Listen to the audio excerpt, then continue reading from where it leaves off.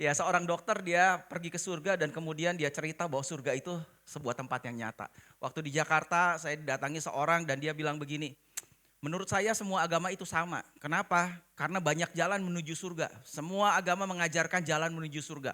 Saya bilang saya setuju sekali. Kaget dia. Saya bilang betul, banyak jalan menuju surga. Masalahnya begitu sampai di depan surga boleh nggak masuk. Seperti banyak jalan menuju Grand City, tapi kalau kita banyak jalan menuju rumahnya Bu Lili juga, cuman boleh nggak masuk gitu. Kalau orang bisa mengarahkan jalan ke surga, tapi hanya orang yang kenal dengan pemilik rumah itulah yang boleh masuk. Setuju?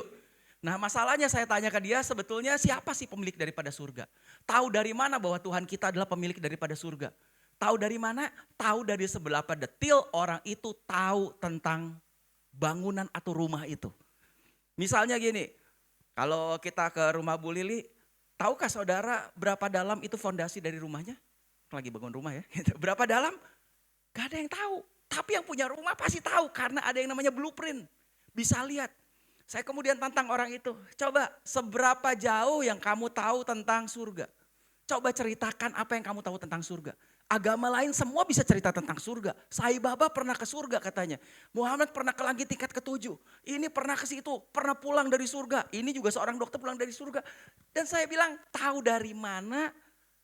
Seberapa detil dari pemilik surga itu dia tahu banyak. Paling tidak menurut saya adalah fondasi. Karena fondasi nggak bisa kelihatan. Tahukah fondasi surga itu apa aja? Saya bilang fondasi surga itu ada 12 batu permata. Dan bentuk surga itu adalah seperti kubus, kotak panjang kali lebar kali tinggi. Luasnya segini, jalannya dari emas itu segala macam. Dan saya ceritain dan dia bingung. Kamu tahu dari mana? Saya bilang di Alkitab udah ditulis semuanya. Dan kalau Alkitab bisa menulis tentang surga demikian detil, tidak bukan dan tidak lain bahwa Tuhan kita adalah pemilik dari surga. Amin. Karena dia bisa nulis begitu detil tentang surga. Satu klip dulu. Dan inilah tentang surga. Namanya apa? Alkitab katakan namanya adalah Yerusalem baru. Karena nanti akan diturun di Yerusalem yang sekarang. Dan bumi yang baru dan langit yang baru. Pointernya bisa dipinggirin dikit. Seret gitu. Dan bentuknya adalah 4 persegi. Panjang kali lebar kali tinggi sama. 12.000 furlong. 12.000 furlong kira-kira berapa? Kelilingnya kurang lebih 2.400 kilometer. Berarti setiap sisinya kurang lebih 600 kilometer. 600 kilometer setiap sisinya. Ya kalau dibandingin dengan benua Amerika, surga itu segini. Enggak terlalu besar, tapi cukup besar. Dan ada 200.000 tingkat ke atas. Tahu dari mana? Karena 600 kilometer ke atas. Karena panjang kali lebar kali tinggi. Gedung pencakar langit, mana yang ada 200.000 kilometer. Dan temboknya dari batu-batu permata, batu yaspis, dan lain-lain.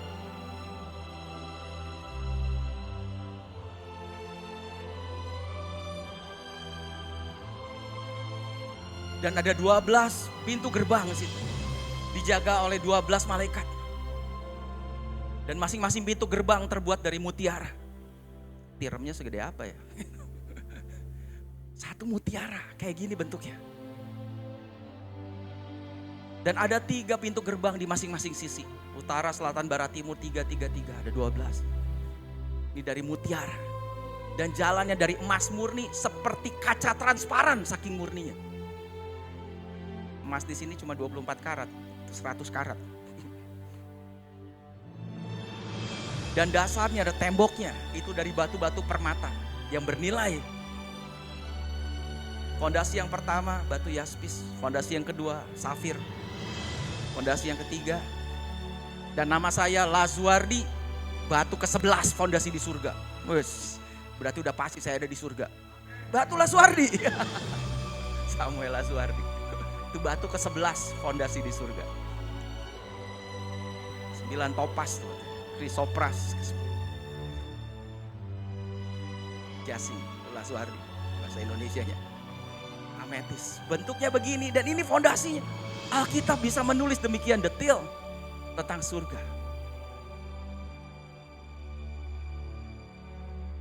Dan surga nanti coming down out of heaven from God. Akan turun. Dan kota itu tidak ada penerangnya karena kemuliaan Tuhan yang jadi penerangnya. Dan kemuliaan Tuhan begitu menerangi, tapi tidak menyilaukan. Dan surga itu begitu tempat yang indah, yang menyenangkan, lebih daripada apa yang bisa dibayangkan. Ada sukacita dan damai sejahtera yang lebih melampaui akal. Akan ada rumah-rumah di situ juga dibangun. Bahkan Alkitab bilang mansion. Dan ada tanaman kebun yang indah.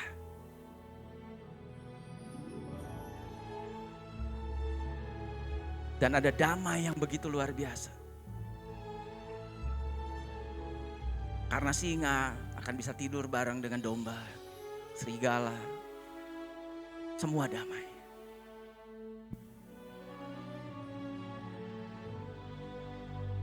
Dan kota itu akan turun ke bumi ini. Yerusalem sekarang. Itulah sebut Yerusalem baru. Tapi langit yang baru dan bumi yang baru. Dan itu adalah tempat yang dipersiapkan Tuhan untuk mempelainya, gerejanya. Dan orang benar kita akan memiliki bumi katanya. Dan di situ tidak ada laut, tidak ada lagi padang gurun.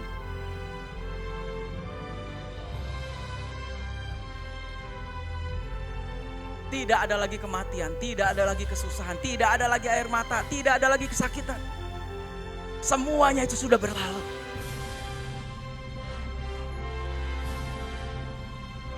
Dan Tuhan sendiri akan jadi raja di situ. Dan kemuliaannya begitu luar biasa. Sukacita melebihi daripada apa yang bisa dibayangkan. Itulah surga. Amin. Next. Nah, pertanyaannya, surga begitu indah dan luar biasa. Siapa yang mau pergi duluan ke sana? Kok semua gini tapi mau begini, siapa yang mau duluan? Nah, karena kalau ditanya siapa yang mau duluan, semua masih ragu-ragu ya. Jadi saya yakin bahwa Tuhan punya list, punya daftarnya untuk siapa yang pergi pulang duluan ke sana gitu. Dan surga itu tempat yang begitu luar biasa dan real. Tahu dari mana? Stefanus sebelum dia dirajam dan dia meninggal. Dia bilang apa? Look, I see the heaven open. Lihat, aku lihat surga terbuka. Berarti surga itu ada. Dan menyambut setiap orang yang mau meninggal dan pindah ke sana. Dan memang surga adalah the ultimate goal of the believers. Itu adalah tujuan akhir dari semua orang yang percaya. Di tempat itu the joy of heaven. Sukacita surga melebihi daripada semua sukacita kesenangan yang ada di dunia ini. Tapi ya tadi siapa yang mau pergi duluan? Semua masih ragu-ragu. Karena itu listnya ada gitu. Dan 3 bulan yang lalu giliran mama saya yang pulang duluan. Gitu. Mama saya umur 73 tahun dan sangat sehat. Gitu. Sangat sehat, sering pergi kemana, kesini, kemana-mana saya hampir ajak gitu. Dan gak pernah ke dokter, gak pernah sakit, gak pernah dirawat di rumah sakit. Bahkan sekalipun sejak saya nikah sama istri, udah 18 tahun gak pernah bawa rumah sakit gitu loh. Mama saya. Dan saya ajak kemana-mana, ini ke Taiwan, ini pergi ke Makassar, Manado, Surabaya aja berapa kali saya ajak. Tapi ya itulah listnya. Dan waktu meninggal itu pas, ya ini agak sedikit penyesalan dari istri saya sih gitu. Kenapa kita pas lagi pergi gak ajak dia, karena saya pergi ke Amerika. Jadi waktu itu saya ajak mama mau ke Amerika enggak, tapi ini jauh banget. Nah, penerbangannya, mama bilang gak usah lah, udah gak apa-apa lah. Saya bilang oke lah kalau gitu nanti aja ya akhir tahun ya. Desember saya ajak ke Australia. Dan kita naik cruise supaya lebih santai. Jadi saya udah beli tiket cruise-nya, saya udah beli tiket pesawatnya buat Desember nanti. Sekarang kan September. Tapi apa boleh dikata waktu itu saya ada sepupu di Amerika. Jadi tinggalnya di daerah San Jose ini. San Jose dekat San Francisco. Jadi setelah seminggu di situ, rencananya 3 minggu. Kemudian kita touring naik mobil, satu mobil ber-8 sama anak-anak semua. Itu dari situ jalan ke Los Angeles, dari Los Angeles ke Las Vegas. Jaraknya kurang lebih 1050 km. Jadi cukup jauh karena perbandingannya kalau Jakarta ke Surabaya itu cuma 780. Jakarta ke Surabaya itu 780 km. Jadi ini kita udah sekitar 1050 km jauh. Berhenti, nginep. Begitu sampai di Las Vegas jam 4 pagi saya ditelepon, mama meninggal. Hah? Kaget banget. Jadi meninggalnya dalam keadaan yang sebenarnya bisa dibilang sehat, jadi bukan jatuh atau apa. Lagi ditemenin sama pembantu, kan ada mbak yang nemenin lah gitu. Kemudian mau habis seka segala macam, apa sehat sih sebetulnya, tiba-tiba set, glosor gitu. Jadi glosor aja. Ya kayak set langsung diambil gitu, hilang ya nyawanya. Dan cukup shocking juga, dan saya bingung gimana ini ada di Las Vegas karena kita bawa koper 5 anak, ya 3 anak sama istri sama saya. Waktu tur naik mobil kan kita satuin jadi cuma bawa 1 koper, 4 kopernya ditinggal di sini. Ini gimana caranya untuk pulang ke sini 1000 kilometer? Aduh, saya bilang gimana? Saya bilang ke istri saya, udahlah saya langsung terbang dari Las Vegas San Francisco pergi ke Singapura ke Jakarta ke Bandung, 37 jam. Itu betul-betul untuk ketemu ya penguburan lah mama. Dan ini akhirnya dia kepaksa pulang di sini, kejar lagi naik mobil ke sini, selisih 2 hari. Akhirnya ya diundur lah penguburannya. Dan singkat cerita ya itulah yang terjadi. Ya, dan dari situ saya dapat banyak firman yang Tuhan katakan. Life is short, hidup itu memang singkat. And the death is certain. Kematian adalah satu kepastian. Karena tidak ada orang yang umurnya sampai 200 sekarang. Jadi kematian adalah satu kepastian. And eternity is forever. Tapi kekekalan adalah selama-lamanya. Karena kekekalan selama-lamanya. Makanya mempersiapkan kematianmu sebetulnya lebih penting daripada merayakan kelahiranmu. Coba renungkan ini. Kenapa?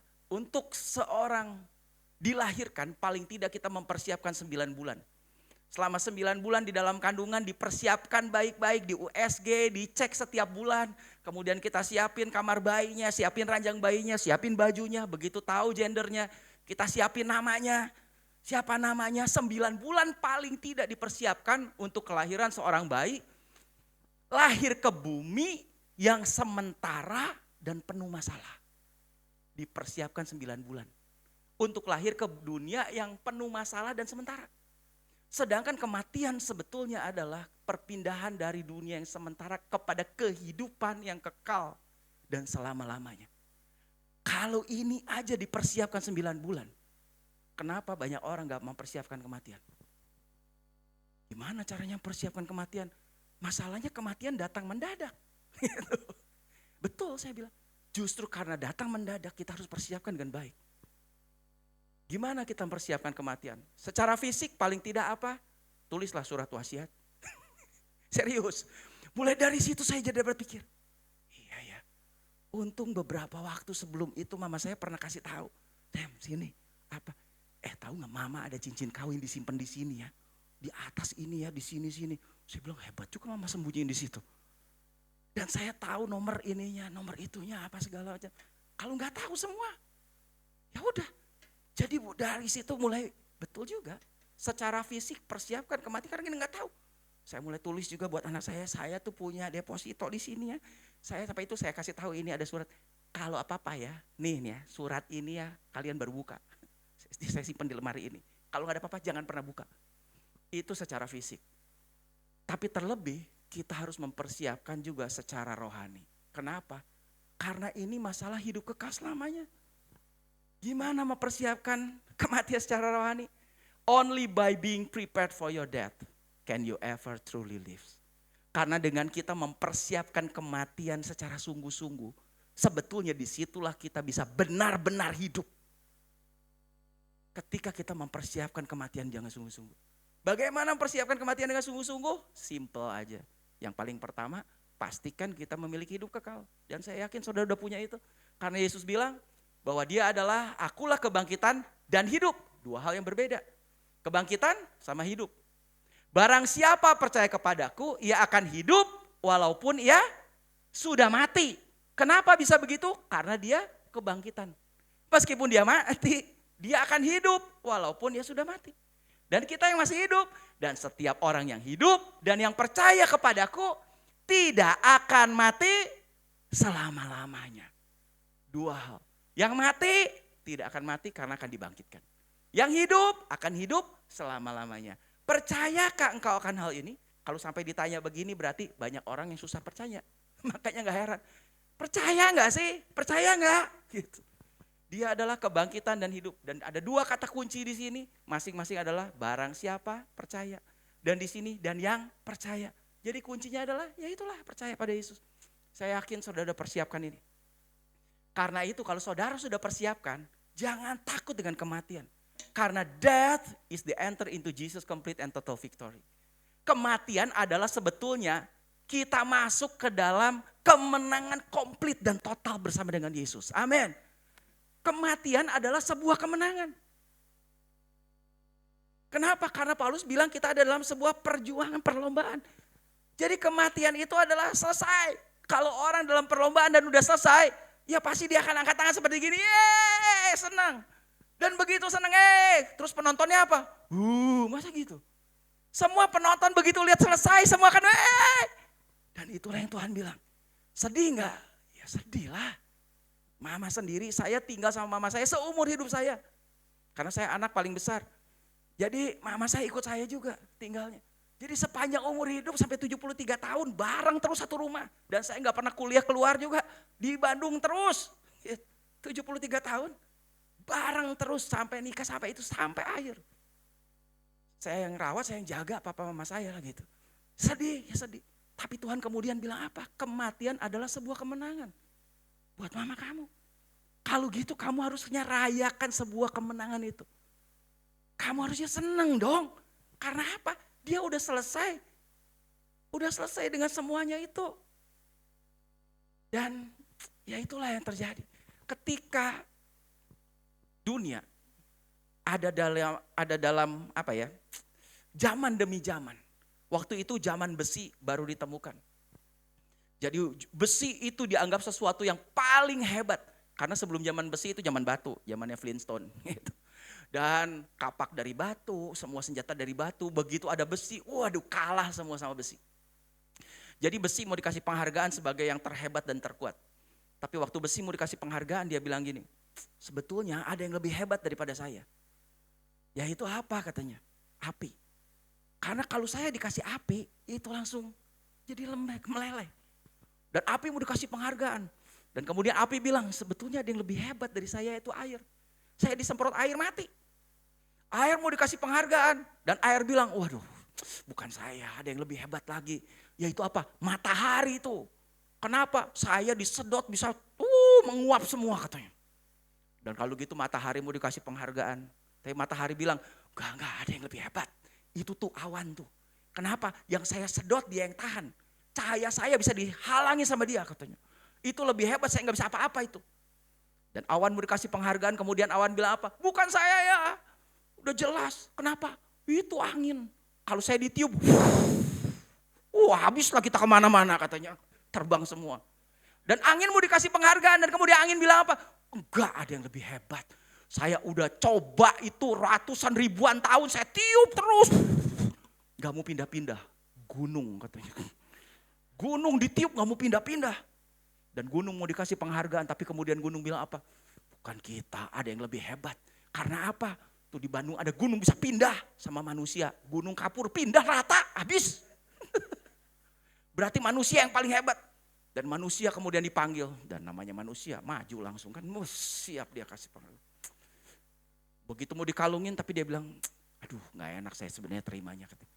Karena sebetulnya ada yang lebih hebat dari saya. Dan tidak ada satu orang pun yang bisa tahan itu. Itulah kematian. Kematian jauh lebih hebat dari manusia. Tidak ada satu orang manusia pun yang bisa tahan kematian. Dan kematian dipanggil. Dan kematian bilang apa? Sebetulnya ada yang jauh lebih hebat dari saya. Karena ada seorang pribadi yang bisa mengalahkan kematian. Dan itu adalah Yesus Kristus. Amin. Ternyata yang paling hebat itu adalah Yesus Kristus. Karena Jesus defeated the death for you. Dia bisa kalahkan maut katanya. Sampai dibilang di Korintus apa? Death, where is your sting? Kematian di mana kesengatmu? Hades, ini tempat kematian sementara. Buat orang yang tidak percaya, yang percaya ada di Taman Firdaus kata Yesus. Yang tidak percaya itu di Hades. Hades, where is your victory? Mana kemenanganmu? Tidak bisa kematian dan Hades tahan Yesus. Berarti yang terhebat di antara semuanya adalah Yesus. Makanya tadi di awal mempersiapkan kematian adalah persiapkan bahwa kita punya Yesus. Yang jauh lebih hebat dari kematian. Bisa mengatasi kematian karena dia adalah kebangkitan dan hidup. Dan kalau kita hidup hari ini, Paulus bilang apa? Bagiku hidup adalah Kristus dan mati adalah keuntungan. Tahukah saudara, surat manakah dalam perjanjian baru yang terakhir kali ditulis oleh Paulus sebelum dia meninggal? Surat apa? Galatia, Efesus, Filipi, Kolose. Mungkin percuma saudara ngitung. Karena Alkitab tidak ditulis secara kronologis. Enggak ditulis secara urutan. Oh, saya udah dengar betul. Karena apa? 1 Korintus, kemudian 2 Korintus. Padahal setelah ke 1 Korintus, dia tulis dulu yang lain, baru dia tulis 2 Korintus. 1 Tesalonika, dia tulis dulu yang lain, baru dia tulis 2 Tesalonika. Tapi Alkitab, 1 Korintus, 2 Korintus. 1 Tesalonika, 2 Tesalonika. Surat mana yang paling terakhir ditulis? Tadi saya udah dengar. Bukan Roma, itu bukan. Tadi ada yang di sini dengar sedikit. 2 Timotius. 2 Timotius adalah surat yang terakhir Paulus tulis. Dan cuma ada 4 pasal. Dan dia tulis kepada anak didik yang paling dia kasihi, yaitu Timotius. Dan dari 4 pasal ini, pasal keempat, pasal terakhir, apa yang ditulis oleh Paulus? Pasal keempat dari 2 Timotius. Penuhilah panggilan pelayananmu. Dia di akhir hidupnya dia lagi mau bilang, apa sih sebetulnya tujuan daripada kehidupan? Di hadapan Tuhan dan Kristus Yesus yang akan menghakimi orang yang hidup dan yang mati. Dia udah bicara mati. Aku berpesan dengan sungguh-sungguh kepadamu, demi penyataannya dan demi kerajaannya. Aku pesan sungguh-sungguh. Ini pesannya sungguh-sungguh. Apa pesannya? Beritakanlah firman, siap sedialah baik atau tidak baik waktunya. Jadi yang Paulus mau adalah, kalau kamu hidup, baik atau tidak baik waktunya, kamu harus siap. Beritakanlah firman. Nyatakanlah apa yang salah. Tegurlah dan nasihatilah dengan segala kesabaran dan pengajaran. Karena kalau kita negor sekali, orang nggak mau dengar. 2 kali nggak mau dengar. Makanya Tuhan juga tahu. Gitu. Paulus juga tahu. Dia bilang dengan segala kesabaran. Nih sabarlah, sabar. Dan kemudian di ayat ke-6 dia bilang apa? Mengenai diriku, darahku sudah mulai dicurahkan sebagai persembahan dan saat kematianku sudah dekat. Aku telah mengakhiri pertandingan yang baik. Aku telah mencapai garis akhir dan aku telah memelihara iman. Sekarang telah tersedia bagiku mahkota kebenaran yang dikaruniakan kepadaku oleh Tuhan Hakim yang adil pada harinya. Tetapi bukan hanya kepadaku, melainkan juga kepada semua orang yang merindukan kedatangannya. Amin. Kenapa saya baca begitu antusias? Saya mau tunjukkan seperti apa Paulus nulis. Jadi kalau saudara baca, saudara jangan baca gini. Darahku sudah mulai dicurahkan sebagai persembahan. Dan saat kematianku sudah dekat. Saya yakin Paulus menulis tidak demikian. Kenapa? Tadi saya bilang kematian adalah sebuah kemenangan. Paulus akan bilang, I have fought the good fight. I have finished the race. Udah selesai. Aku udah sampai akhir. Happy dong. Jadi cara kita memandang. Ketika mama saya meninggal, Tuhan ajarin semua ini. I have kept the faith. And now there is in store for me. Udah kelihatan, udah disimpan itu. The crown of righteousness. Mahkota kebenaran udah ada. Jadi Paulus pasti menulis itu dengan satu antusias. Bukan nangis. Yes, aku udah mengakhiri. Karena apa? Itu tulisan terakhir Paulus tadi. 2 Timotius. Dia begitu exciting untuk menghadapi kematian.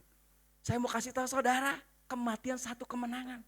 Jangan ada yang pernah takut untuk menghadapi kematian. Itu satu kemenangan.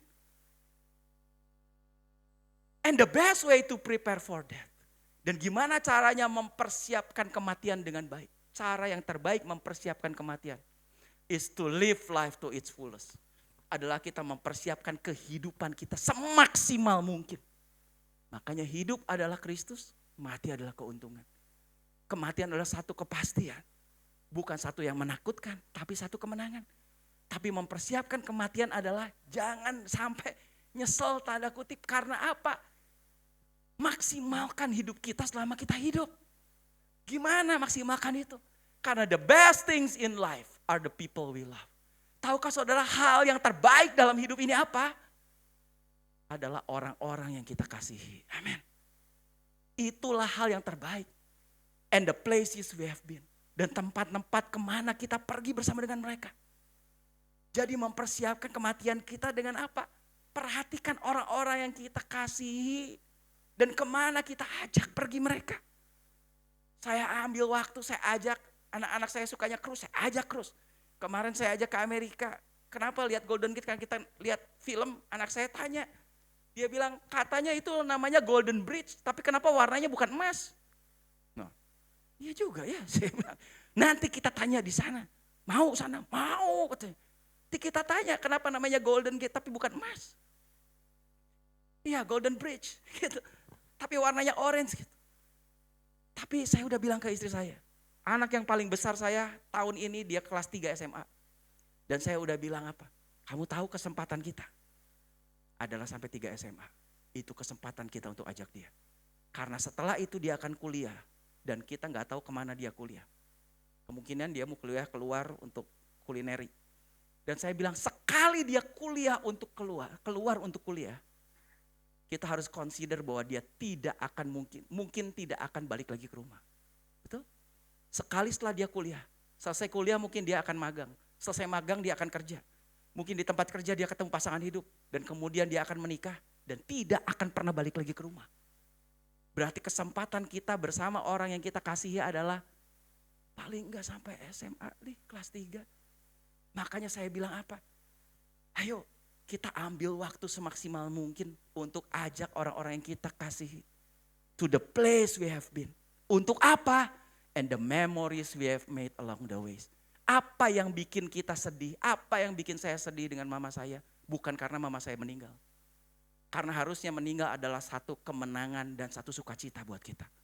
Tapi apa yang membuat saya sedih? Karena ada banyak memori yang baik bersama dengan orang yang kita kasihi. Dan bikinlah memori itu. Ini waktu ulang tahun mama saya terakhir 72 tahun. Meninggal 73 ini. Belum sampai 74. 73. Saya beliin kue rum yang mama saya suka. Terus saya beliin makanan-makanan yang dia suka. Kenapa? Saya ingat waktu kecil. Saya heran sama mama saya. Kenapa mama saya itu sukanya kepala ayam, ceker ayam. Sama tulang ayam. Jadi waktu itu pernah mama ke gereja sampai malam gitu, jam 9, jam 10. Belum pulang-pulang. Jadi udah disediain makanan dan kemudian saya makan, ada ayam goreng di situ. Saya makan, udah selesai makan, saya tunggu mama saya pulang. Begitu pulang saya bilang, "Ma." Terus dia langsung tanya, "Udah makan belum? Udah makan belum?" "Udah," saya bilang. "Tuh Ma, udah saya sisain Ma. Kepala ayam, ceker ayam sama tulang ayam. Itu kan yang mama suka. Tapi saya tanya, kenapa mama gak suka daging?" Dan jawaban mama saya apa? Saya ingat betul, itu mungkin masih SD. Mama tuh bukan gak suka daging. Dagingnya kan buat kamu sama adik kamu. Jadi ya mama sisanya lah. Bersihin daging yang ada di tulangnya. Saya lihat kenapa mama suka gerogotin tulang. Dan sisanya ya kepala ayam sama ceker ayam. Dan sejak itu saya ingat betul. Dan dari situ saya cuma punya satu tekad apa.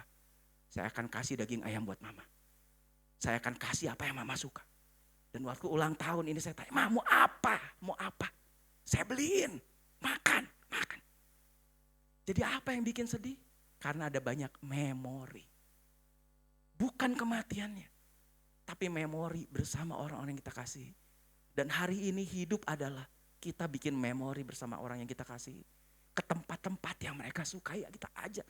Kalau saya tanya anak saya dan dia bisa tahu. Ini kan bolpen yang dia dibeliin waktu kita pergi ke Singapura. Ini kan sepatu yang dia dibeliin ke sini. Dan banyak memori yang ini kan dibeliin di sini, di situ. Itu waktu kita makan itu di sini, di situ, di sini, situ. Jadi buat saudara bikinlah memori. Dan memori itu gak perlu terlalu yang mahal sebetulnya ternyata. Karena saya kaget juga waktu saya tanya anak yang paling gede nih. Karena dia udah mau kuliah nih. Udah mulai cari-cari, udah mau daftar nih. Saya iseng kemarin tanya. Kemana tempat yang kamu paling ingat yang Dedi pernah ajak? Saya pikir mungkin ke Amerika, kemana ya. Dan jawabannya apa? Jawabannya ini. Ke pedalaman Kalimantan katanya. What?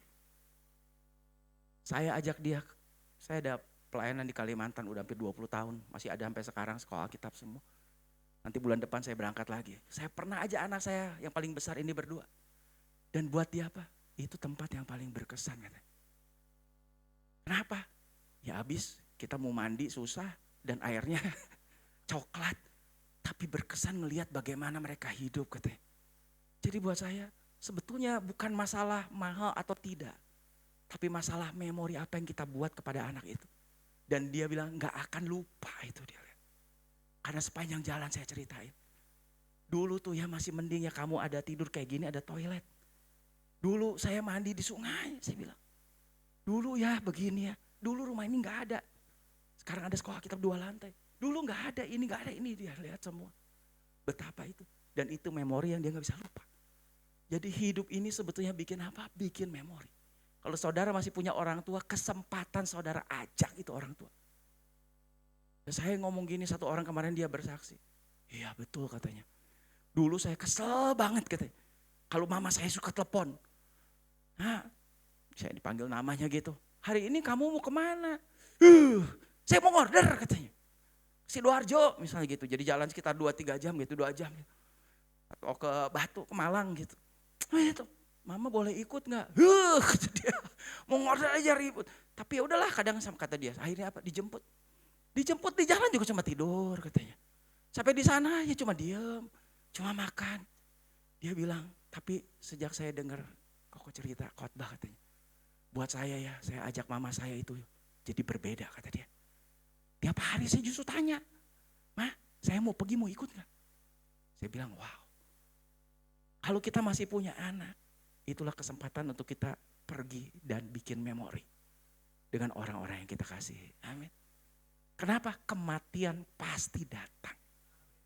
Tapi inilah yang kita buat. Dan apa sebetulnya memang Tuhan mau? We are created in Christ to do good works.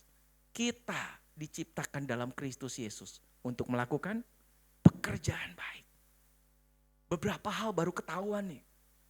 Kayak kemarin saya keluar apa gitu, ketemu satpam. Ketemu satpam kemudian bilang apa?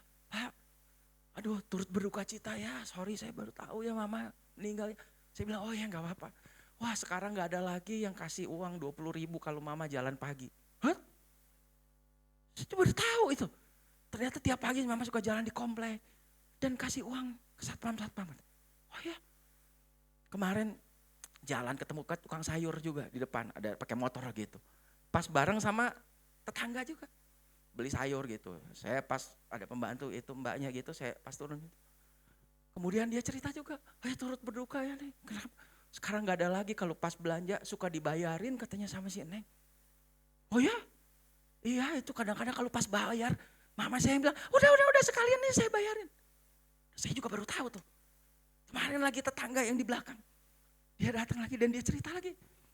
Oh iya ya, padahal sehat ya. Duh sekarang gak ada lagi yang suka ngasih telur kampung katanya. Jadi kadang suka beli telur kampung 1 pak 10, kadang beli 6, 8 gitu. Ternyata mama suka kasih 1 pak ke belakang. Saya langsung senggol istri saya.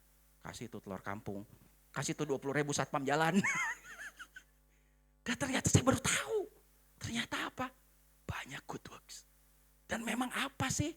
Kalau memang dibilang harimau mati meninggalkan belang, gajah mati meninggalkan gading. Ya betul, orang mati cuma meninggalkan apa? Memori yang baik. Karena memang sebetulnya kita diciptakan dalam Kristus Yesus untuk melakukan pekerjaan baik. Orang lihat saudara baik gak? Dan Tuhan jelas bilang di Matius 5, supaya mereka bisa melihat perbuatanmu yang baik dan memuliakan Bapamu yang di surga. Mereka bisa lihat itu. Paling enggak memang itulah tujuannya. Kenapa kita diciptakan oleh Tuhan. Jadi, what is life? Life is your journey. Heaven is our final destination. Hidupan adalah sebuah perjalanan. Dan surga itu adalah akhir daripada sebuah perjalanan itu. Sesuatu yang pasti. Gimana cara kita bisa berpindah? Gimana cara kita bisa berpindah dari dunia kepada surga? Cara yang pertama adalah ya kematian. Dan istri saya ada sesuatu yang masih ngeganjel. Bahkan sampai beberapa minggu terakhir ini. Yang ganjel buat dia adalah gini. Kenapa? Pas kita ke Amerika, pas mama meninggal. Mungkin kalau kita nggak ke Amerika, mungkin mama nggak meninggal. Karena sehat. Mungkin kita bisa perhatiin kenapa, kurang apa, kurang makan, kurang tidur atau apa, atau pusing, palanya sakit. Karena sempat cerita, mama kurang enak makan katanya berapa hari itu di Amerika. Sampai sempat saya bilang, telepon dokter datang ke rumah diinfus. Setelah itu seger lagi. Saya telepon saudara-saudara, ada saudara dokter pun sampai datang juga. Dan cek apa sehat, mama udah sehat, udah gak apa-apa, besoknya meninggal. Kaget betul. Jadi kalau kita ada mungkin lain cerita gitu. Dan saya juga bergumul, saya tanya Tuhan, why, kenapa Tuhan? Dan Tuhan jawab dengan satu hal yang luar biasa menurut saya. Dia cuma bilang gini, kehidupan itu ada di tangan siapa sih? Yang pertama, kehidupan ada di tangan iblis? Ya, bisa. Karena apa? Ada orang yang menyerahkan nyawanya kepada setan, betul? Waktu saya di Amerika itu lagi rame dan heboh karena ada konser Lady Gaga. Baru konser dan besoknya viral banget. Karena dia konser di kantong Kristen gitu. Dan sebelum konser dia ngomong apa katanya? Dia bilang ini, please katanya, don't pray for me. I will stay and live in hell. Gila. Dan itu heboh. Jadi dia udah bilang, karena ini banyak orang Kristen di situ, dia udah tahu. Ini kantong Kristen di kota Kristen lah. Dia udah bilang, jangan doa buat saya udah pasti hidup di neraka. Jadi banyak orang memang udah memberikan nyawanya buat setan. Jadi nyawanya di tangan setan, tangan iblis, iya. Di mana lagi? Apakah nyawa ada di tangan kita? Ya mungkin secara tanda kutip ya. Kenapa? Karena orang bisa bunuh diri gitu. Tapi saya pernah ketemu satu orang yang saya layani betul. Dia pengen bunuh diri, stres, dia turun dari atas tinggi, naik nanjak, kemudian turun loh dari puncak gitu. Dari dago, kalau tahu lagi turun dago, ngebut, nggak mau pakai rem sengaja, remnya dia copot, jadi nggak bisa ngerem itu motor, bisa ngehindar. Begitu nggak bisa ngehindar, kalau nabrak mobil nanti urusan kan, dia tabrakin ke pohon, jeder ke pohon, nggak mati, masuk ICU. Dan kemudian dia, waduh, kakinya agak cacat sedikit. Setelah itu, wah kayaknya ikutan temannya overdosis lah kali. Dia overdosis, dia liatin suntik, sakau, blok. Nggak mati juga, betul. Overdosis, di ICU juga. Dia sampai mikir, waduh mungkin caranya gini. Itu saya harus liatin sampai mati katanya. Dia apa, dipotong nadinya sama dia. Diliatin sama dia, mancer nih. Memang pengen mati ya. Mancar gini, tapi kan udah lama-lama kehilangan darah kan pingsan dia. Tuh, pas pingsan temannya datang. Loh ini kenapa diteleponi ambulan? Sadar lagi, di ICU lagi. Aduh dia bilang mau mati aja susah katanya. Gak mati-mati. Dan kemudian singkat cerita saya layani pelepasan, dia punya jimat, dia punya ini apa segala. Hari ini udah jadi hamba Tuhan. Sekolah Alkitab dan pendeta. Dan dia bilang apa? Jadi dari situ apakah nyawa kita ada di tangan manusia, di tangan kita masih tanda kutip. Kalau kata Tuhan gak mati juga tuh. Gitu. Tapi kita sebagai orang percaya, di manakah nyawa kita? Pasti di tangan Tuhan 100%. Kenapa? Karena Kristus yang hidup dalamku. Betul? Kalau Kristus hidup di dalam kita, siapa yang bisa ambil nyawa kita? Cuma Tuhan. Dan sekarang pertanyaan berikutnya. Kalau nyawa kita di tangan Tuhan, Tuhan bisa salah ambil gak waktunya? Tuhan bisa salah gak dengan caranya? Tuhan bisa salah gak? Saya bilang ke istri saya, itu yang Tuhan jelasin ke saya. Kalau mama meninggal, Tuhan tidak pernah salah waktunya. Tuhan tidak pernah salah caranya. Kita tahu karena meninggal satu kemenangan. Gak bisa salah. Karena istri saya masih selalu gitu. Kenapa ya? Coba pas kita gak ke Amerika. Kenapa pas itu? Dan saya cuma tahu Tuhan bilang apa? Gak pernah salah. Saya cuma bilang, mungkin kamu gak tahu. Kalau 3 tahun ke depan apa yang akan terjadi? Mungkin kamu akan sangat bersyukur sekali. Karena mama dipanggil Tuhan pada yang kemarin. Karena gak tahu apa yang terjadi. Mungkin setelah itu stroke, mungkin setelah itu ditabrak mobil, kakinya patah. Mungkin setelah itu apa, kan kita gak tahu kan. Tapi seandainya kita tahu, pasti kamu akan bersyukur. Jadi kenapa kamu gak bersyukur aja? Karena Tuhan tidak pernah salah waktunya, tidak pernah salah caranya, tidak pernah salah segalanya. Karena dia sempurna, karena nyawa kita hanya ada di tangan Tuhan. Saya bilang itulah tentang kematian. Life is a journey, heaven is our final destination. Dan kita warga surga. Makanya surga adalah satu hal yang pasti menanti kita. Our citizenship is in heaven. Karena kita warga surga. Dan dari situ juga kita menantikan Tuhan Yesus Kristus sebagai juru selamat yang akan mengubah tubuh kita yang hina ini sehingga serupa dengan tubuhnya yang mulia menurut kuasanya. Dan inilah tentang surga.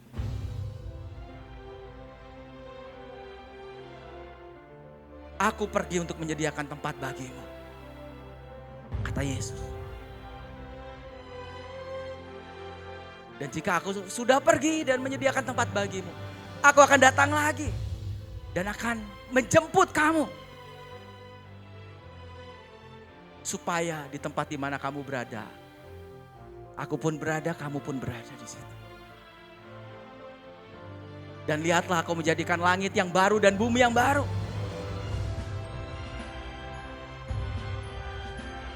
Yang lama kau tidak akan pernah ingat-ingat lagi dalam pikiran. Karena kamu akan bersuka cita dan bergembira untuk apa yang sudah aku ciptakan, yang sudah jadikan. Apa yang tidak pernah dilihat oleh mata, tidak pernah dengar oleh telinga, tidak pernah timbul dalam hati kita. Itu yang Tuhan sudah sediakan bagi kita, bagi yang mengasihi Dia. Satu tempat yang luar biasa di surga.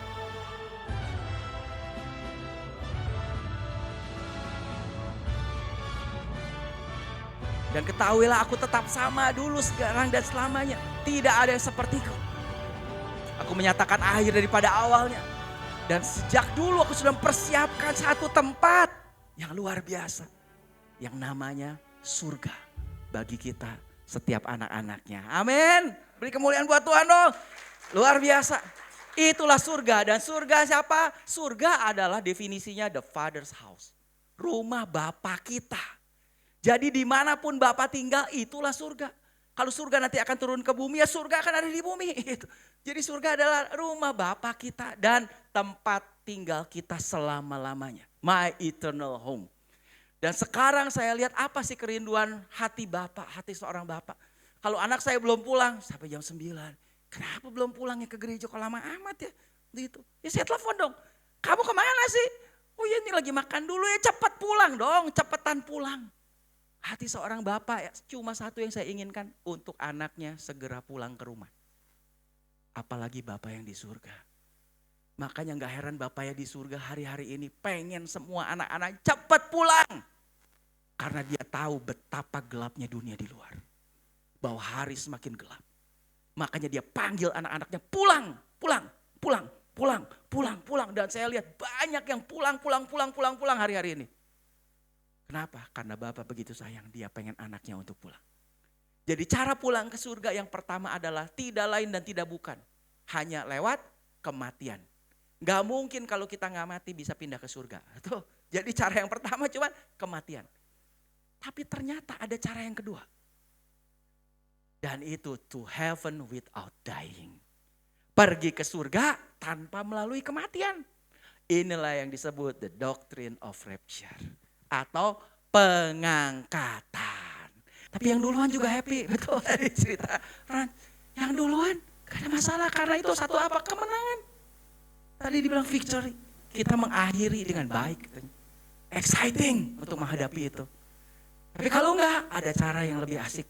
Bisa rame-rame. Asiknya rame-rame juga ke surga.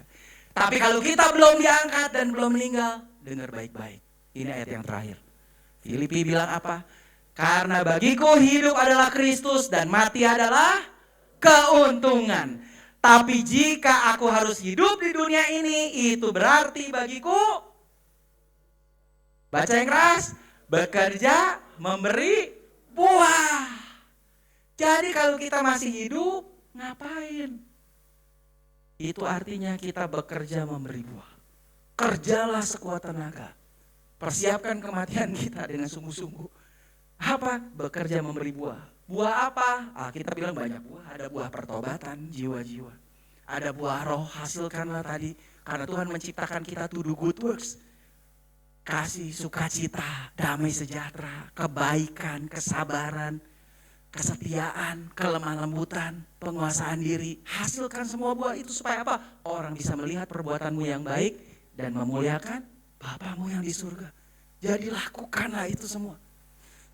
Dan selama kita menjalani hidup di bumi, jangan takut sama sekali, jangan takut. Karena be sure of this, pastikan hal ini. Aku menyertai kamu senantiasa, bahkan sampai end of the age, sampai kepada akhir zaman. Sampai ketemu di surga, karena itu akhir dari semua perjalanan kita di bumi. Amin. Mari kita berdoa. Terima kasih Bapak, kami bersyukur Tuhan. Kami tahu ada surga yang luar biasa yang menanti kami. Ada surga yang penuh dengan kemuliaan yang Kau sudah sediakan bagi kami Tuhan. Mempelai-Mu Tuhan. Dan kami tahu ya Tuhan, satu kali kami akan bersama-sama dengan Kau selama-lamanya di surga yang menanti kami Tuhan. Tapi hari ini Tuhan, kalau kami masih hidup, buat kami bisa bekerja memberi buah Tuhan. Kami bisa fokus pada apa yang harus kami kerjakan Tuhan. Karena kalau kami masih hidup berarti Engkau masih punya rencana atas hidup kami Tuhan. Kau masih mau pakai kami dengan luar biasa Tuhan. Kau masih mau untuk kami bisa menghasilkan lebih banyak buah yang bisa dirasakan oleh sebanyak mungkin orang Tuhan. Melalui kami Tuhan. Biar banyak orang bisa melihat perbuatan kami yang baik dan mereka bisa memuliakan Bapamu yang di surga. Terima kasih Bapa, kami sungguh bersyukur Tuhan. Tapi satu pengharapan kami tahu ya Tuhan, bahwa Engkau akan kembali datang menjemput kami di awan-awan dan membawa kami juga bersama-sama dengan Engkau selama-lamanya. Terima kasih untuk janji-Mu Tuhan. Terima kasih untuk berkat-Mu Tuhan. Terima kasih Tuhan untuk firman hari ini jadi kekuatan buat kami Tuhan. Terima kasih Tuhan. Dalam nama Yesus kami berdoa. Amin. Tuhan berkati. Berapa jam nih?